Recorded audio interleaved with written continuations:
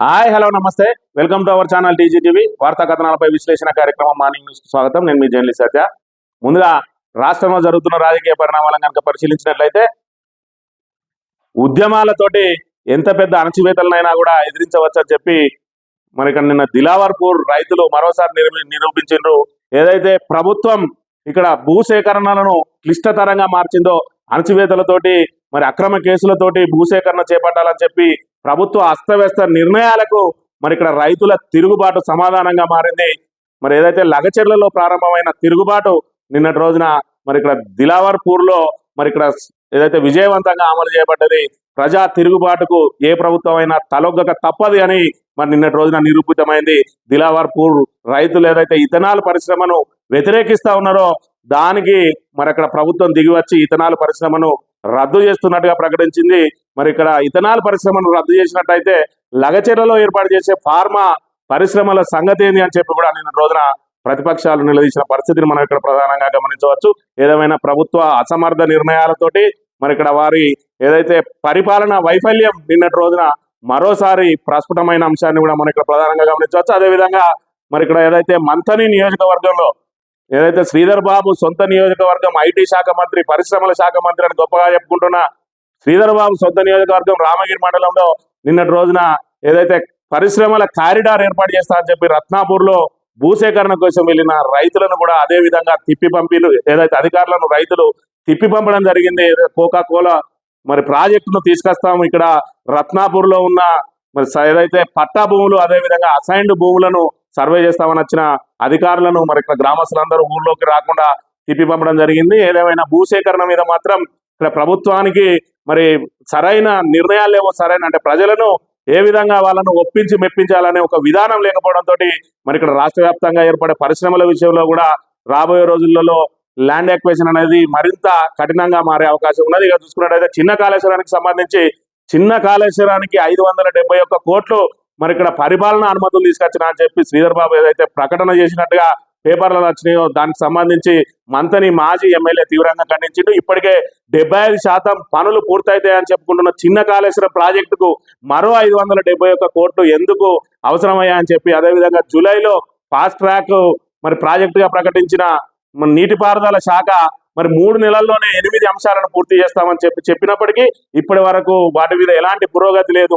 ప్రజలను మభ్యపెట్టడానికి మరో 571 కోట్లను తీసుకొచ్చినామని చెప్పి మరి ఇక్కడ పేపర్ ప్రకటనలు ఇచ్చి ప్రజలను దిగమగ పెట్టే ప్రయత్నం చేస్తా ఉన్నారు తప్ప వాళ్లకు పనుల విషయంలో చిత్తశుద్ధి లేదని చెప్పి నిన్నటి రోజున తీవ్రంగా విమర్శలు చేయడం జరిగింది. మరి వార్తా కథనాలను కనుక పరిశీలించినట్లయితే ముందుగా చిన్న కాళేశ్వరంలో శ్రీధర్ బాబు అవినీతి కుట్ర 571 కోట్లు ఎవరికి ఇస్తున్నారు, ప్రాజెక్టుపై ఒక్క రివ్యూ చేయలేదు, వత్తాసు పలుకుతున్న కొన్ని పత్రికలు, మాజీ ఎమ్మెల్యే పుట్టమధు ఆరోపణలు. జయశంకర్ భూపాలపల్లి జిల్లా మంత్రి నియోజకవర్గంలోని చిన్న కాళేశ్వరం ఎత్తిపోతల ప్రాజెక్టు కోసం ప్రభుత్వం 571 కోట్లు ఎందుకు ఇస్తున్నది, ఎవరికి ఇస్తున్నది అని బీఆర్ఎస్ సీనియర్ నేత మంత్రి మాజీ ఎమ్మెల్యే పుట్ట మధుకర్ ప్రశ్నించారు. ప్రాజెక్టు మొత్తం ఏమో 571 కోట్లు కాగా 75% పనులు బీఆర్ఎస్ ప్రభుత్వ హయాంలోనే పూర్తయ్యాయని చెప్పారు. కొత్తగా 571 కోట్లు ఇస్తున్నట్టు మంత్రి ఉత్తమ్ ప్రకటించడం వెనుక ఉద్దేశం ఏమిటని నిలదీశారు. ప్రాజెక్టు వ్యయం పెంచారా, 20% పనులకు 571 కోట్లు కేటాయిస్తున్నారా అని నిలదీశారు. వివరాలను వెల్లడించకుండా కొన్ని పత్రికలు ఛానళ్లు కాంగ్రెస్ నేతలు చెప్పినట్టు రాస్తున్నాయని, మంత్రి శ్రీధర్ బాబుకు వత్తాసు పలుకుతున్నాయని ఆరోపించారు. తెలంగాణ భవన్ లో బుధవారం పుట్టమధు మీడియాతో మాట్లాడుతూ చిన్న కాళేశ్వరం ప్రాజెక్టును తక్షణం పూర్తి చేయాల్సిన జాబితాలో చేర్చినట్టు ప్రకటించిన కాంగ్రెస్ ప్రభుత్వం ఇప్పటి వరకు ఎస్సీని నియమించలేదు. ఫాస్ట్ ట్రాక్ ప్రాజెక్టు అంటే ప్రత్యేక ఏజెన్సీ ఉండాలి, కానీ ఎస్సీ డి స్థాయి అధికారులు ఎవరు లేరు, 1 ఎకరం భూమి కూడా సేకరించలేదు. ప్రాజెక్టుపై అధికారులు ఇప్పటి వరకు ఒక సమీక్ష కూడా చేయలేదు. ప్రాజెక్టు ముసుగులో జేబులు నింపుకోవడానికి శ్రీధర్ బాబు ప్రయత్నిస్తున్నారని చెప్పి ఆరోపించారని.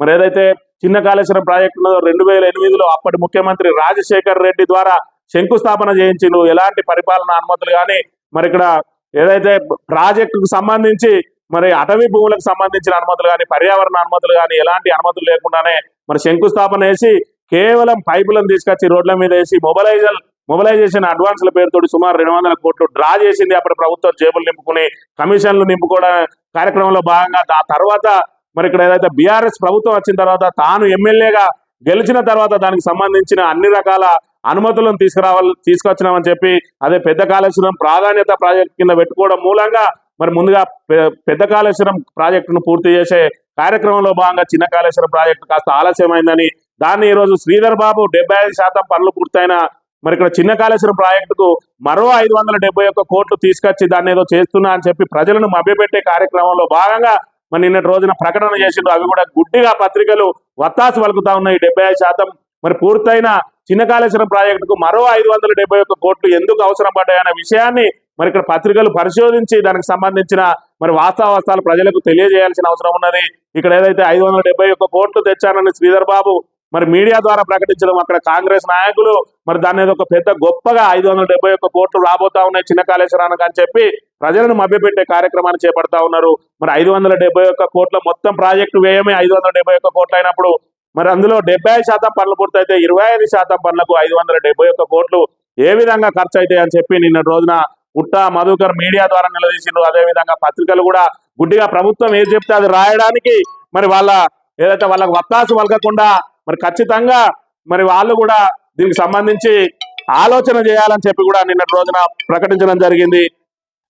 ఇక మంతని నియోజకవర్గానికి సంబంధించి మరొక వార్తను కనుక పరిశీలించినట్లయితే ఏదైతే కోకాకోలా ఫ్యాక్టరీని తీసుకొస్తున్నా అని చెప్పిన శ్రీధర్ బాబు మరి ఇక్కడ ప్రభుత్వ భూములలో కాకుండా రైతులకు సంబంధించిన పట్టా భూములను సేకరించడానికి రామగిరి మండలంలోని రత్నాపూర్లో మరి ఇక్కడ సుమారు 200 ఎకరాలను మరి ఇక్కడ అసైన్ భూములు అదేవిధంగా పట్టా భూములను సేకరించడానికి నిన్నటి రోజున రెవెన్యూ అధికారులతోటి సర్వే చేయించడానికి చేసిన ప్రయత్నాలను అక్కడ రైతులు మరి తీవ్రంగా వ్యతిరేకించిండు. అక్కడ గ్రామంలోకి రాకుండా గ్రామ ముఖద్వారం వద్దనే వాళ్ళని అడ్డుకున్న పరిస్థితిని మనం ఇక్కడ ప్రధానంగా గమనించవచ్చు. ఇండస్ట్రియల్ కారిడార్ కు భూములు ఇవ్వం, తహసీల్దార్ ను గ్రామ శివారులోనే అడ్డగించిన రైతులు, అధికారులను వెనక్కి పంపించిన రామగిరి గ్రామస్తులు, సర్వే చేయవద్దని ఇండస్ట్రియల్ కారిడార్ కు తమ భూములు ఇచ్చేది లేదని రైతులు తేల్చి చెప్పారు.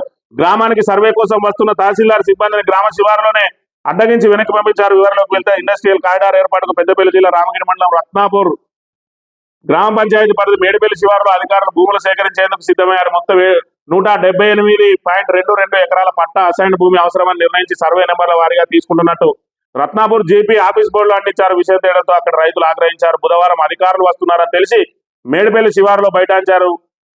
రామగిరి తహసీల్దార్ రామచంద్రరావు తన సిబ్బందితో కలిసి సర్వే చేసేందుకు రాగా అడ్డుకున్నారు. ఎందుకు సర్వే చేస్తున్నారు, ఎవరిని అడిగి సర్వే చేస్తున్నారని చెప్పి ప్రశ్నించారని చెప్పి మరి ఇక్కడ భూసేకరణను పూర్తిగా క్లిష్టంగా మార్చింది. ఇక్కడ ప్రభుత్వం ఏదైతే తన అసమర్థ చర్యలతోటి మరి లగచెర్లలో ఏర్పాటైన మరి ఏదైతే ఫార్మా పరిశ్రమలను తీవ్రంగా వ్యతిరేకిస్తా ఉన్నారు. మరోవైపు రేవంత్ రెడ్డి తన సొంత అల్లుని ఫార్మా కంపెనీల కోసం ఫార్మా పరిశ్రమల కోసం రైతులు 3 పంటలు వండే మరి గిరిజన రైతులకు సంబంధించిన భూములను మరి ఇక్కడ పోలీసు బూటు కాళ్లతో అణచివేసి మరి సేకరించడానికి ఏదైతే ప్రయత్నం చేస్తా ఉన్నాడో అక్కడ రైతులు తిరగబడి అధికారుల మీద దాడులకు పాల్పడ్డ పరిస్థితి. దాని తర్వాత మళ్ళీ దిలావర్పూర్ లో ప్రారంభమైంది. ఇక్కడ చూసుకున్నట్టయితే మరి మంత్రి శ్రీధర్ బాబు సొంత నియోజకవర్గం మంథనిలో మరి రామగిరి మండలంలో కూడా రైతులు మేము ఎట్టి పరిస్థితుల్లో మా పట్టా భూములు ఇచ్చేది లేదు అని చెప్పి మరి ఇక్కడ తిరుగుబాటు చేస్తున్న పరిస్థితిని మనం ఇక్కడ ప్రధానంగా గమనించవచ్చు. ఏది ఏమైనా మరి గత ప్రభుత్వం బీఆర్ఎస్ ప్రభుత్వం చూస్తున్నట్టయితే కాళేశ్వరం ప్రాజెక్టు కోసం అనేక ఎకరాల భూములను సేకరించింది. ప్రజలను ఒప్పించి మెప్పించి వాళ్లకు సరైన నష్టపరిహారం ఇవ్వడం ద్వారా మరి ప్రాజెక్టు అవసరాలను ప్రజలకు వివరించి మరి ఇక్కడ వాళ్ళను మరి ఒక అండర్స్టాండింగ్ తీసుకొచ్చి వాళ్ళతోటి మరి భూసేకరణ చేసింది. ఇప్పటికీ మరి ఇక్కడ కాంగ్రెస్ ప్రభుత్వం వచ్చిన తర్వాత 1 ఎకరం కూడా భూసేకరణ చేయలేక మరి ఇక్కడ తన అసమర్థతను చాటుకున్న అంశాన్ని అయితే మనం ఇక్కడ ప్రధానంగా గమనించవచ్చు. అంటే ప్రభుత్వ మోటివ్ ఏ విధంగా ఉన్నదంటే తన సొంత వాళ్లకు, తన అల్లుడికి, తన అవసరాల కోసం ఆల్రెడీ ఫార్మా కంపెనీకి సంబంధించి హైదరాబాద్ చుట్టుపక్కల 14,000 ఎకరాలను గత ప్రభుత్వం ఇప్పటికే సేకరించగా దాన్ని మరి ఇక్కడ ఏదైతే రియల్ ఎస్టేట్ కు వాడుకొని కొత్తగా మళ్ళీ భూసేకరణ చేయడాన్ని మరి ఇక్కడ రైతులందరూ కూడా తీవ్రంగా వ్యతిరేకిస్తున్నారు. మరోవైపు ఇక్కడ త్రిబుల్-ఆర్ రింగ్ రోడ్ కు సంబంధించి ఏదైతే అలైన్మెంట్ మార్చే కార్యక్రమంలో భాగంగా మరి అక్కడ రోడ్ల కోసం సేకరించే భూములకు కూడా రైతులు తీవ్రంగా వ్యతిరేకించడంతో పోలీసులను మరి ఇక్కడ ప్రొటెక్షన్ పెట్టుకొని మరి సర్వే చేస్తున్న పరిస్థితులు మనం ఇక్కడ ప్రధానంగా గమనించవచ్చు.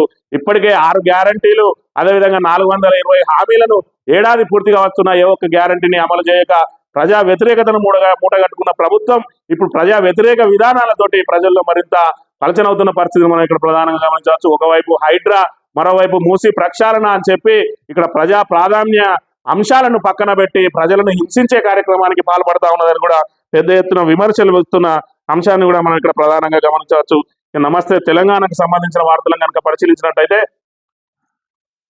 పిల్లలతో చెలగాటమా, ప్రాణాలు పోతే గానీ స్పందించిన, వారంలో 3 సార్లు భోజనం వికటిస్తుందా, తనిఖీలు చేయాల్సిన అధికారులు నిద్రపోతున్నారా, పాలకులు అధికారులు నిర్లక్ష్యం తాండవిస్తున్నది, మీ పిల్లలకు కూడా ఇలాగే జరిగితే ఊరుకుంటారా, మాగనూరు ఘటనపై నివేదికకు వారం కావాలా, నాన్ బెయిలబుల్ వారెంట్ జారీ చేస్తే అన్ని వస్తాయి. హాస్టల్ పిల్లల అస్వస్థతపై నిప్పులు జరిగిన హైకోర్టు. మరి ఇక్కడ ప్రభుత్వాలు ఏదన్నా తప్పిదం జరిగితే దాన్ని సరిదిద్దుకోవడానికి వెంటనే మరి దిద్దుబాటు చర్యలు చేపట్టాలి. కానీ ఇప్పటికీ మరి ఏదైతే ఇక్కడ హాస్టళ్లలో కానీ అదేవిధంగా స్కూళ్లలో మధ్యాహ్న భోజనాలు కానీ మరి నిత్యం వికటిస్తూ ఇప్పటికే సుమారు 48 మంది విద్యార్థులు మృత్యువాత పడ్డా కూడా ప్రభుత్వం ఇంకా మొద్దు నిద్ర వేయడం లేదు. ఆఖరికి మరి ఇక్కడ కోర్టులే జోక్యం చేసుకోవాల్సిన దుస్థితికి వచ్చింది.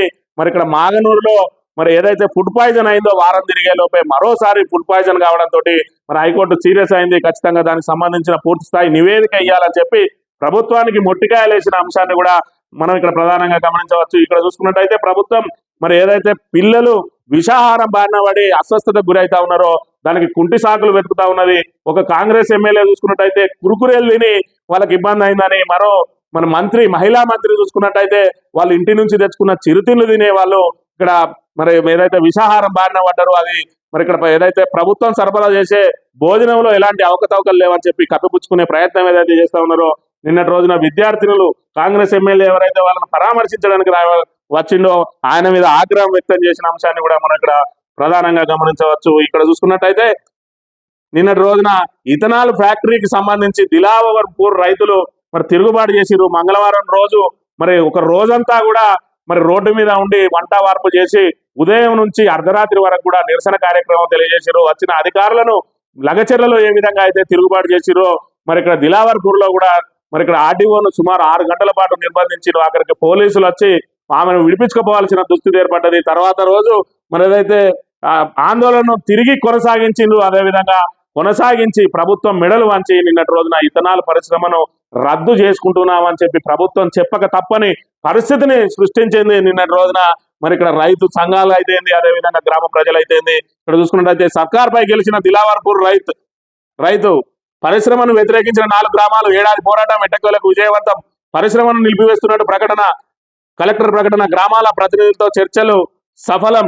పోలీసులు నిర్బంధం విధించిన నిరసన తెలుపుతున్నారని కేసులు పెట్టి వేధించిన అర్ధరాత్రి ఇంట్లోకి చొరబడి అరెస్టులు చేసిన రైతులు ప్రజలు వెనక్కి తగ్గలేదు. నిర్మల్ జిల్లా దిలావర్పూర్ మండలంలో ఇథనాల్ ఫ్యాక్టరీ ఏర్పాటు వ్యతిరేకిస్తూ కదం తొక్కారు. 2 రోజుల పాటు ఉధృతంగా సాగిన పోరాటంలో చివరకు ప్రజలే గెలిచారు. ప్రజా ఉద్యమానికి దిగివచ్చిన ప్రభుత్వం ఫ్యాక్టరీ నిర్మాణ పనులను నిలిపివేస్తున్నట్టు ప్రకటించింది. మరి ఇథనాల్ ఫ్యాక్టరీకి సంబంధించి గత బీఆర్ఎస్ ప్రభుత్వ హయాంలోనే మరి ఇథనాల్ ఫ్యాక్టరీ ప్రారంభమైందని చెప్పి కప్పిపుచ్చుకునే ప్రయత్నం చేసింది కాంగ్రెస్.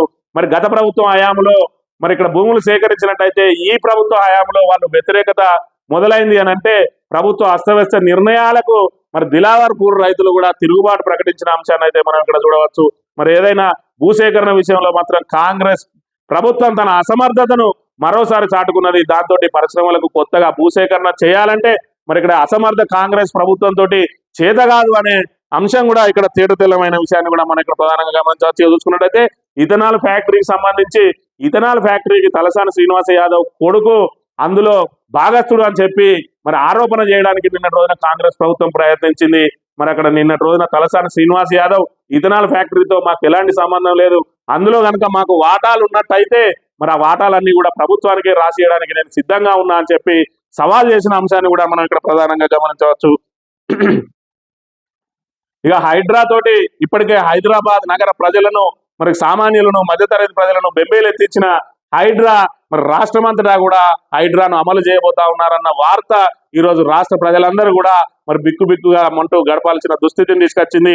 మరి ఇక్కడ మార్పు పేరుతోటి ఇందిరమ్మ రాజ్యం ప్రజా పాలన అని చెప్పి మరి ఇక్కడ ఏటా 4.5 లక్షల ఇండ్లు మరి గూడు లేని నిరుపేదలకు గూడు కల్పిస్తామని చెప్పిన మరి ఇక్కడ కాంగ్రెస్ ప్రభుత్వం ఇప్పటి వరకు ఏ ఒక్క ఇల్లు కూడా మరి పేద ప్రజలకు అందియకపోగా మరి ఏదైతే పేద ప్రజలు మరి తమ జీవితాంతం మరి దారబోసిన పైసలన్నిటినీ కట్టి గూడు ఏర్పాటు చేసుకుంటే మరి ఇక్కడ నిర్దాక్షిణ్యంగా ఆ గూడును కూల్చేసిన పరిస్థితి మనం ఇక్కడ చూసినాం. ఆ హైడ్రాని ఈ రోజు రాష్ట్రం అంతా కూడా విస్తరించడానికి ప్రయత్నం చేస్తా ఉన్నది. ఇప్పటికే మంచిర్యాలకు సంబంధించి ప్రేమ్ సాగర్ రావు, అదేవిధంగా ఏదైతే చెన్నూరు ఎమ్మెల్యే మరి వివేక్ కూడా, అదేవిధంగా మరి రామగుండం ఎమ్మెల్యే మకాన్ సింగ్ కూడా అక్కడ ఆయా వాళ్ళ ఎవరైతే ఆయనకు ప్రత్యర్థులు ఉంటారో వాళ్ళందరి ఇళ్లను కూల్చేస్తున్న పరిస్థితిని కూడా మరి ఇక్కడ రాష్ట్ర వ్యాప్తంగా ప్రజలందరూ కూడా గమనిస్తున్నారు. రాష్ట్రం అంతటా హైడ్రా, ఇక జిల్లాలోనూ మిషన్ కూల్చివేత, తొలుత మున్సిపాలిటీల్లో ఏర్పాటుకు కసరత్తు, ఆ తర్వాత అర్బన్ డెవలప్మెంట్ అథారిటీలకు విస్తరణ. ఇప్పటికే పలు జిల్లాల్లో ప్రారంభమైన కూల్చివేతలు. పేద మధ్యతరగతి ప్రజలపై ప్రభుత్వం మరో పిడుగు, FTL బఫర్ జోన్ అంటూ ఇప్పటికే హడావిడి అని చెప్పి మరి ఇక్కడ ఏదైతే హైదరాబాద్ లో కక్ష సాధింపు చర్యలో లేదంటే కమిషన్ల కోసమో లేదంటే అక్రమ వసూళ్ల కోసమో హైడ్రాని ఇప్పటి వరకు అడ్డదిడ్డంగా వాడుకున్న ప్రభుత్వం మరి ఇక్కడ ఎమ్మెల్యేలకు కూడా జేబులు నింపే కార్యక్రమానికి తెరలేపిందా అన్నట్టుగా మరి రాష్ట్రం అంతా కూడా హైడ్రాను విస్తరించబోతా ఉన్నది. వాళ్ళు కూడా మరి ఇక్కడ తమకు పడని వాళ్ళ మీద కక్ష సాధించడం కోసం, అదే విధంగా తమ జేబులు నింపుకోవడానికి మరి ఎవరైతే పెద్ద పెద్ద వాళ్ళు ఉన్నారో వాళ్ళను హైడ్రా పేరుతో బెదిరించి వసూళ్లకు తెరలేపే కార్యక్రమం అని చెప్పి ఇక్కడ మరి ఇక్కడ ప్రతిపక్షాలు తీవ్రంగా వ్యతిరేకిస్తున్న అంశాన్ని కూడా మనం ఇక్కడ ప్రధానంగా గమనించవచ్చు. ఇప్పటికే జిల్లాలో మరి బుల్డోజర్ ప్రక్రియ జరిగిన అంశాలను కనుక ఒకసారి పరిశీలించినట్లయితే మహబూబ్ నగర్ లోని ఆదర్శ నగర్ లో అర్ధరాత్రి 75 ఇళ్లను అధికారులు నేలమట్టం చేసిరు. ఇది ఆగస్టులో జరిగింది. మరి ఇక్కడ సెప్టెంబర్కి వచ్చేటప్పటికి రామగుండంలోని మరి కార్పొరేటర్ పెంట రాయేష్ కు సంబంధించిన సిరి ఫంక్షన్ హాల్ను మరి ఇక్కడ నిర్దాక్షిణ్యంగా కూల్చేసిన పరిస్థితి మనం ఇక్కడ చూడవచ్చు. ఆదిలాబాద్ పట్టణంలో ఖానాపూర్ చెరువు FTL పరిధిలోని ఇండ్ల కొలతలు వేస్తున్న రెవెన్యూ మున్సిపల్ ఇరిగేషన్ అధికారులను సెప్టెంబర్ 27వ తేదీన అక్కడ మరి స్థానికులందరూ కూడా అడ్డుకుంటే అధికారుల బృందం వెనుదిరిగిన పరిస్థితి. అదేవిధంగా అక్టోబర్ లో ఆదిలాబాద్ జిల్లా ఇద్రవెల్లుడి మార్కెట్ యార్డ్ ఆనుకొని ఉన్న 2 ఇళ్లను అధికారులు కూల్చేసిండు. మంచిర్యాల నస్పూర్ లో తెలంగాణ బొగ్గుగని కార్మిక సంఘం నేత ఇంటిని 5 అంతస్తుల ఇంటిని కూడా నిర్దాక్షిణ్యంగా కూల్చేసిన పరిస్థితిని మనం ఇక్కడ చూడవచ్చు. ఇక సూర్యాపేటలో సద్దుల చెరువు FTL లోని ఇళ్ల సర్వే కోసం వచ్చిన అధికారులను కూడా అక్కడ స్థానికులు అడ్డుకొని మరి ఇక్కడ తిప్పి పంపినారు. అదేవిధంగా పెద్దపల్లి జిల్లా గోదావరిఖండ్లో BRS కార్యాలయాన్ని కూడా అధికారులు బుల్డోజర్లతోటి కూల్చివేసిన పరిస్థితిని మనం ఇక్కడ ప్రధానంగా గమనించవచ్చు. ఏదేమైనా హైడ్రా మరి ఇక్కడ ఇందిరమ్మ ఇండ్లు ఇస్తామని చెప్పి మొదటి సంవత్సరమే 4.5 లక్షల ఇండ్లు ఇస్తామని చెప్పి ఇప్పటి వరకు సంవత్సరం పూర్తి కాబోతా ఉన్నా మరొక వైపు విజయోత్సవ సంబరాలు అని చెప్పుకుంటూ మరోవైపు ఇప్పటి వరకు మరొక ఇంటిని కూడా కేటాయించలేదు సరికదా. మరి ఇక్కడ ఉన్న ఇండ్లను కూల్చేస్తున్న పరిస్థితిని మనం ఇక్కడ ప్రధానంగా గమనించాలి. మరి దీనికి సంబంధించి ఈ విధంగా ప్రభుత్వం అస్తవ్యస్త నిర్ణయాలతోటి ఇప్పటికే హైడ్రా పేరుతోటి వేధింపులకు గురి చేయగా దీన్ని రాష్ట్రం అంతా కూడా విస్తరింపజేస్తామని చెప్పి మరోసారి మరి ఇక్కడ ప్రజల నెత్తున పిడుగులు వేసింది ప్రభుత్వం అనే విషయాన్ని అయితే మనం ఇక్కడ ప్రధానంగా గమనించాలి. సియోల్ కళ కూలినట్టే మూసి ప్రక్షాళనకు సై సుందరీకరణకు నై నది వెంట ఆకాశ ఆర్మేలకు అవకాశం లేనట్టే 2012 బిల్డింగ్ రూల్స్ ప్రకారం బఫర్ జోన్ FTL జోన్లలో నిర్మాణాలకు వీల్లేదని స్పష్టం చేసిన హైకోర్టు మరి ఇక్కడ మూసీ నదిని మేము ప్రక్షాళన చేసి తీరుతాం, సుందరీకరణ చేసి తీరుతాం, ఎవరు అడ్డం వచ్చినా కూడా బుల్డోజర్లతోటి దొక్కించైనా కూడా మరి మూసీ సుందరీకరణను ఆపేది లేదని చెప్పి రేవంత్ రెడ్డి ఏదైతే ప్రగల్భాలు పలికిండో ఆయన ప్రగల్భాలకు హైకోర్టు అడ్డుకట్ట వేసినట్టుగా మనం ఇక్కడ ప్రధానంగా గమనించవచ్చు. మూసీ నిర్వాసితులందరూ కూడా మరి ఇక్కడ హైకోర్టులో వేసిన వ్యాజ్యాలను విచారించిన హైకోర్టు నిన్నటి రోజున మరి మూసీకి సంబంధించి దాన్ని ఏదైతే ప్రక్షాళన జరగాల్సిందే, మూసీ నదీ గర్భంలో ఉన్న అక్రమ కట్టడాలు ఏవైతే ఉన్నాయో వాటి అన్నింటినీ కూడా తొలగించాలి, మరి వారికి కూడా సరైన నష్టపరిహారం చెల్లించాలి, వారికి పునరావాసం కల్పించాలి అని చెప్పింది. అదేవిధంగా బఫర్ జోన్ లో ఎలాంటి నిర్మాణాలు చేపట్టరాదు అని చెప్పి కూడా హైకోర్టు ఆదేశాలు జారీ చేసింది. దాంతో మరి ఇక్కడ వీళ్ళు సియోల్కి వెళ్ళి చుంగై నదికి మరి చుట్టూ కూడా ఏదైతే 50 మీటర్ల లోపల కూడా ఆకాశ ఆర్మేలు, వాణిజ్య భవనాలు, మరి వివిధ ఏదైతే పార్కులు, అమ్యూజ్మెంట్ పార్కులు నిర్మాణం ఉన్నాయో వాటిని ఇక్కడ మూసి చుట్టూ ఏర్పాటు చేసి మరి ఇక్కడ 1,50,000 కోట్లతోటి ఆ ప్రాజెక్టు మరి నిర్మాణం చేసి PPP పద్ధతిలో అంటే మరి ఇక్కడ ప్రైవేటు ప్రభుత్వ భాగస్వామ్యంతో ప్రభుత్వ పెట్టుబడి లేకుండా ప్రైవేటుకి అప్పగించి దాని ద్వారా లబ్ధి పొందాలని మేము ఎలాంటి మరి 1,50,000 కోట్లకు సంబంధించి ఇప్పటికే అనేక విమర్శలు వచ్చిన తర్వాత రేవంత్ రెడ్డి ప్రభుత్వం కొంతవరకు తగ్గింది, మేము ఎట్టి పరిస్థితుల్లో కూడా దాని మీద రూపాయి కూడా ఖర్చు చేయబోము అని చెప్పింది. దాంతో మరి దుబాయ్ కంపెనీలకు మూసీకి సంబంధించిన సుందరీకరణ అప్పగించి మరి ఇక్కడ ఏదైతే వాణిజ్య భవనాలు నిర్మించి మరి ఇక్కడ వాళ్ళు ఇచ్చే రెంట్ల ద్వారా ప్రభుత్వం ఆదాయాన్ని సమకూర్చుకునే ప్రయత్నం చేసింది. మరి ఇక్కడ చూసుకున్నట్టయితే హైకోర్టు ఇచ్చిన ఆదేశాలు ఏవైతే ఉన్నాయో 50 మీటర్ల వరకు సర్కార్ భవనాలైనా సరే ప్రైవేట్ భవనాలైనా సరే ఎట్టి పరిస్థితుల్లో నిర్మాణం చేపట్టకూడదు అని చెప్పిన నేపథ్యంలో మరి ఇప్పటి వరకు 50 మీటర్ల వరకే మరి ఇక్కడ ఏదైతే అక్కడ ఉన్న మూసి ఇళ్లను తొలగించాలని చేసిన ప్రయత్నం ఇప్పుడు 50 మీటర్ల బయట కూడా మరి ఇక్కడ మూసి నిర్వాసితులను తొలగించాల్సిన పరిస్థితి. మరి దానికి పెద్ద ఎత్తున నష్టపరిహారం చెల్లించాలి. సుమారు 1,00,000 కుటుంబాలు మరి వాళ్ళకు సంబంధించిన నష్టపరిహారం, సరైన నష్టపరిహారం చెల్లించాలి, పునరావాసం కల్పించాలి. అది కూడా ప్రభుత్వం మెడకు పెద్ద గుదిబండగా మారబోతుంది. దాంతో ఖచ్చితంగా మరి ఏదైతే సియోల్ కళ మరి నెరవేరే అవకాశం లేదు, సియోల్ కళగానే మారే అవకాశం ఉన్నది.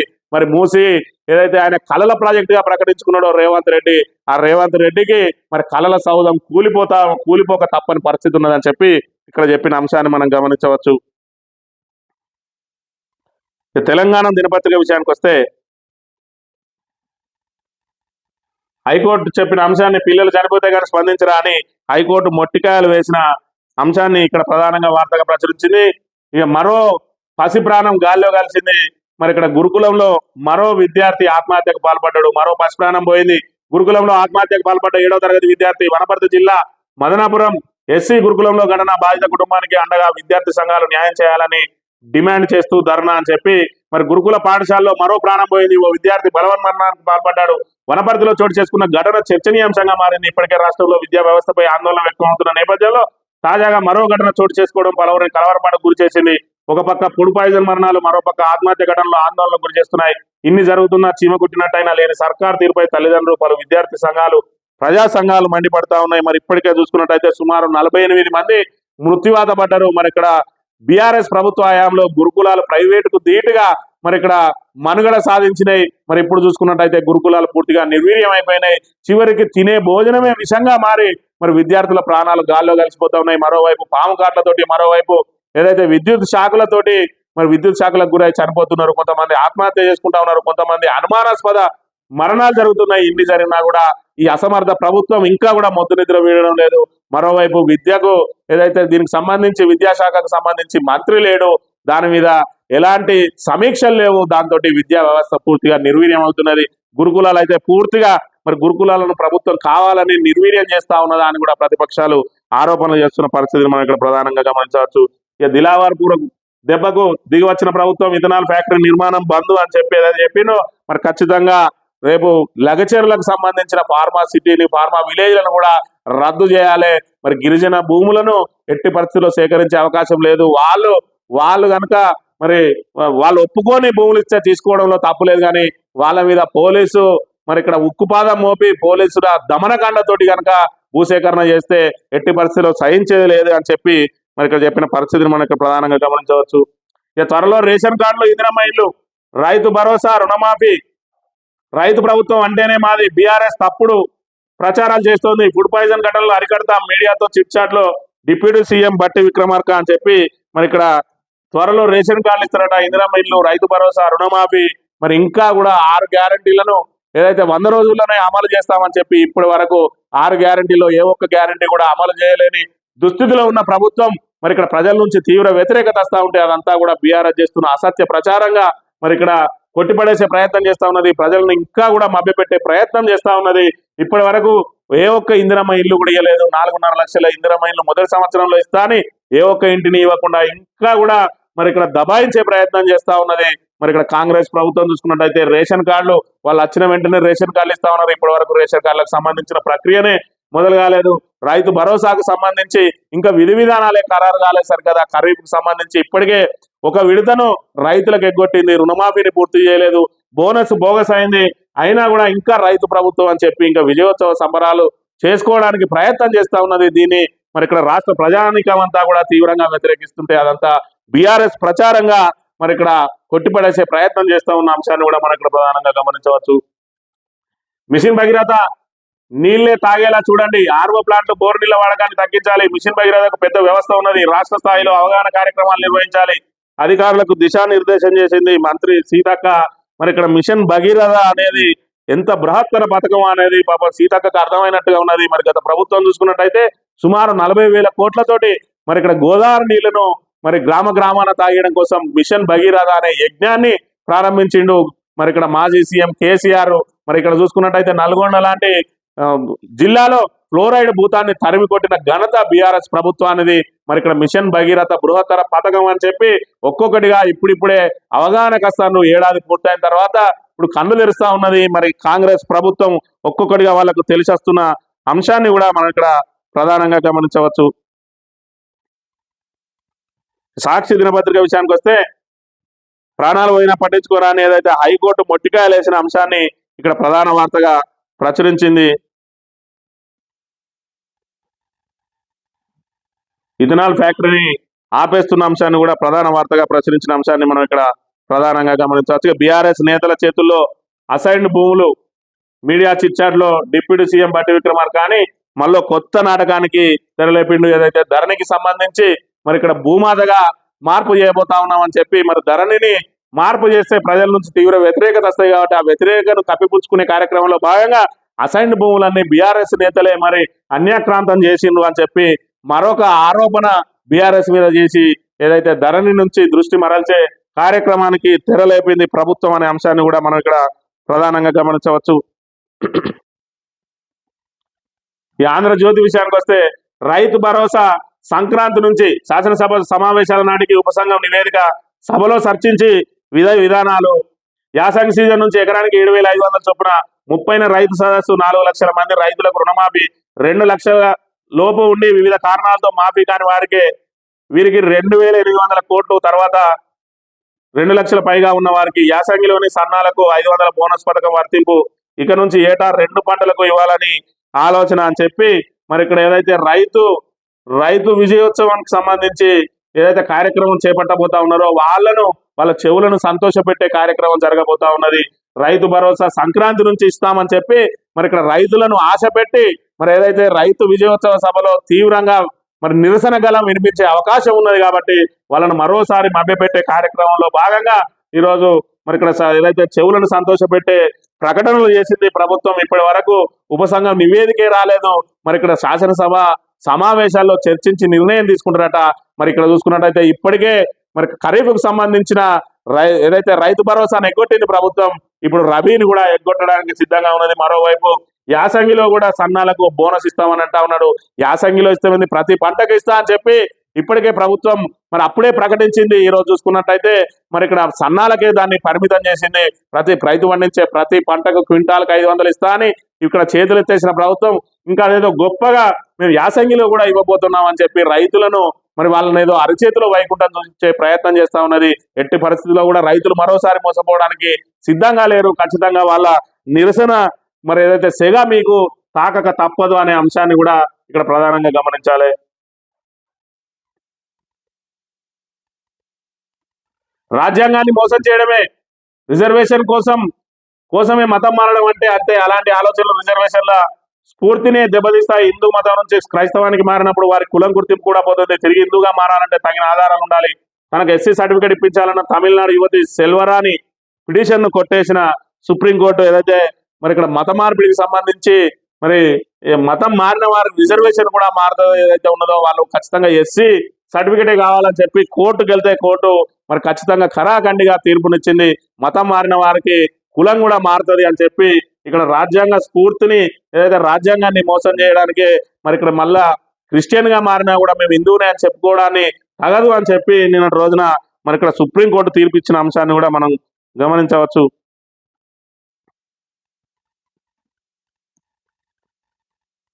ఈనాడు దినపత్రిక విషయానికి వస్తే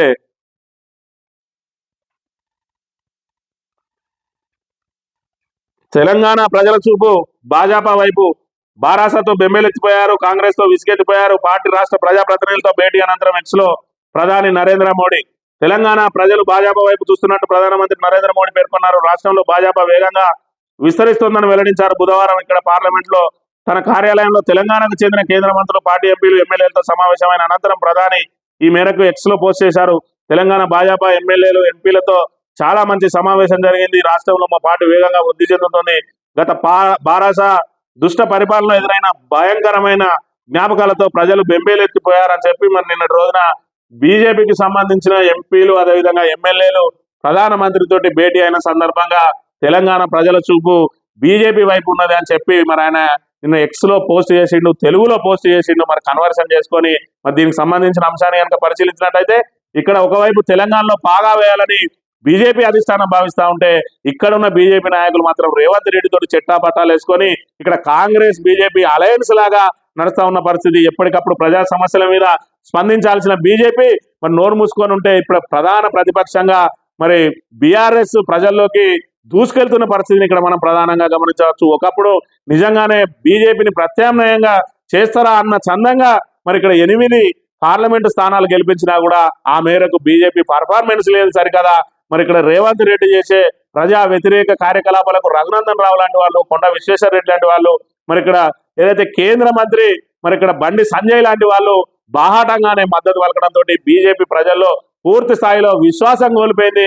రాబోయే రోజుల్లో ఇప్పుడున్న 8+8 ఎంపీలు 8 అసెంబ్లీ స్థానాలను నిలుపుకోవడమే కష్టంగా మారింది. మరి ఇక్కడ బీజేపీ అధిష్టానం కనుక మరి ఇక్కడ వాళ్ళ నాయకులకు సంబంధించి సరైన దిశానిర్దేశం చేయకపోతే బీజేపీ అధికారం చేపట్టుడు కాదు కదా, పూర్తిగా తుడిచిపెట్టుకుపోయే ప్రమాదం ఉన్నదనే విషయాన్ని అధిష్టానం గ్రహించాలి. ఇది ఈ రోజు మార్నింగ్ న్యూస్. తిరిగి రేపు కలుద్దాం. Thank you very much.